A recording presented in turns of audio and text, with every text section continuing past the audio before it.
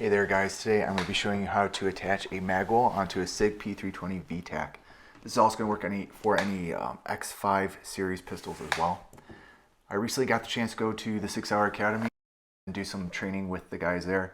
Pretty good time. I saw a lot of the instructors were using these magwells, so I figured I'd pick one up. As you guys can see here, the X5 series already has the holes or indents ready to take on that flared magwell. Kind of logic behind that flared magwell is to make sure that's a little bit easier for reloads, just something to help speed up that process when you are reloading. Very minimal parts come with this package here. It comes with the magwell, and then it comes with the base plate, and then it also comes with the whole screw that comes attached. But as you guys can see here, I inserted those tabs in front and back. You can see the back one has a hole already in it. You put that back into the grip, and then you go ahead and put the screw into back there. It's already got a little bit Loctite on it, so it's pretty easy. Take your Allen wrench and go ahead, seat it in there, get it nice and tight. Make sure there's no wiggle, no play in that when you get that on there. Now, as I stated before, I wanted just to give this thing a shot. I had a buddy of mine who had that on his. He was going through the course and he enjoyed it quite a bit. I wanted to try it on my personal firearm. I thought it'd be just something to help with speed reloads, what have you. Just kind of speed up that process. Now, there's an issue when it comes to adding that magwell on. It does add a little bit of size to it. I'm not going to conceal carry this firearm, but I do enjoy it for going to the range and what have you. That being said, your standard magazines, this one came with two 17-round magazines. Those magazines won't actually fit into the firearm anymore, so you're going to have to change out the base plates. Now, I did a little research. I was looking around and I came across smallgunparts.com, and they have some base plates made, or base pads made by Henning, specifically for 320 X5 and X5 Legion series.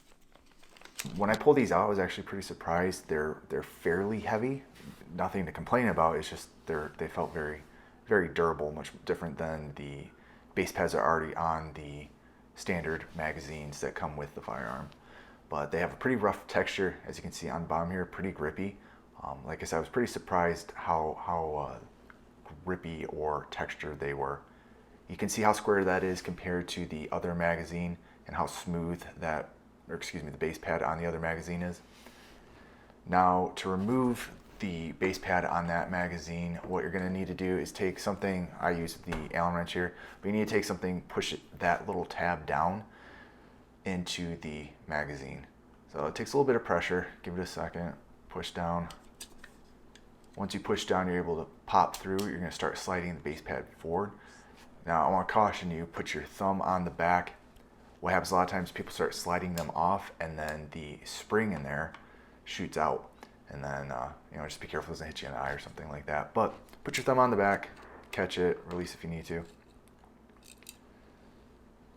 Then all you're going to do is push that spring back down, and then you're going to go ahead and slide on your new base plate. And see that little tab where my thumb is right now, that is going to slide into the base pad on the bottom. It's not going to protrude through the hole that you can see. But it's going to lock into place, it's going to click in, and you're not going to have it moving back and forth off of the magazine. I like the way it looks. I think aesthetically, I think it looks pretty good, but just the way it actually fits in the firearm, nice and smooth, and as I said earlier, it had a little bit of weight to it, so I think it actually helped just drop the magazine, especially when it's empty. It's kind of hard to tell a difference when it's loaded, but having it empty, I can tell a significant difference of it dropping in and out of the firearm. Yep, and that's it, guys. So like I said, it's nothing crazy. It's not a super hard thing to put together, both the magwell or even changing out the base pads of your magazines. It's just something that I wanted to try and do with my firearms. So like I said earlier, I saw a lot of guys using these at the Sig Academy, and I just wanted to give it a shot. Now, I also wanted to see how the base pad did with a fully loaded magazine. So I went ahead and I grabbed some rounds, loaded up the magazine pretty quick. Didn't seem to have any issues with the bullets in there.